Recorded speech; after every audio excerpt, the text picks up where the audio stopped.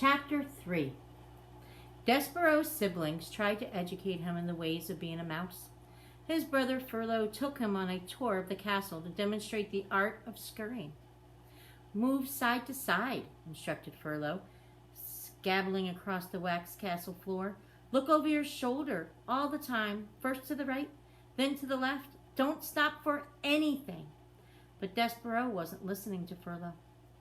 He was staring at the light pouring in through the stained glass windows of the castle. He stood on his hind legs and held his handkerchief over his heart and stared up into the brilliant light. "Furlough," he said, "what is this thing? What are all these colors? Are we in heaven?" "Cripes!" shouted Furlough from a far corner. "Don't stand there in the middle of the floor talking about heaven. Move! You're a mouse, not a man. You've got to scurry." "What?" said Despereaux, still staring at the light. But Furlough was gone. He had, like a good mouse, disappeared into a hole in the molding. Despereaux's sister Merlot took him into the castle library, where light came streaming in through tall, high windows and landed on the floor in bright yellow patches. "Here," said Merlot, "follow me, small brother, and I will instruct you on the fine points of how to nibble paper."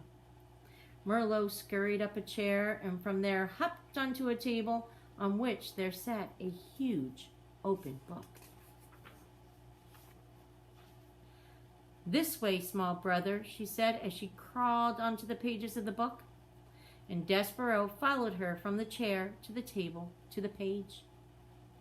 "Now then," said Merlot, "this glue here is tasty and the paper edges are crunchy and yummy like so."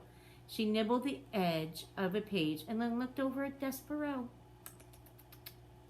"You try," she said.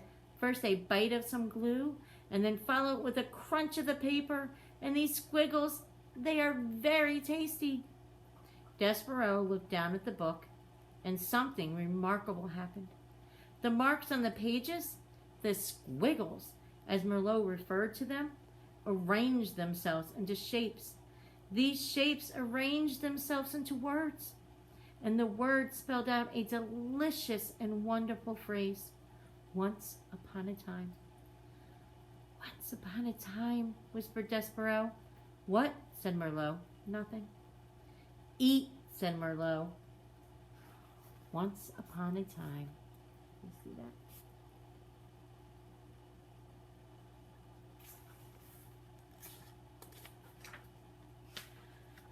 that?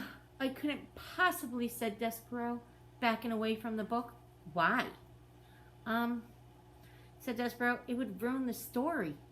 "The story? What story?" Merlot stared at him, a piece of paper trembling at the end of one of her indignant whiskers. "It's just like Pa said when you were born. Something is not right with you."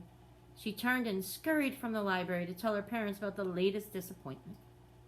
Despereaux waited until she was gone, and then he reached out and with one paw touched the lovely words, "Once upon a time." He shivered. Whew. He sneezed. Choo! He blew his nose into his handkerchief. "Once upon a time," he said aloud, relishing the sound, and then, tracing each word with his paw, he read the story of a beautiful princess and the brave knight who serves and honors her. Despereaux did not know it, but he would need very soon to be brave himself. Have I mentioned that beneath the castle there was a dungeon? In the dungeon there were rats, large rats, mean rats. Despereaux was destined to meet those rats. Reader, you must know that an interesting fate, sometimes involving rats, sometimes not, awaits almost everyone, mouse or man, who does not conform.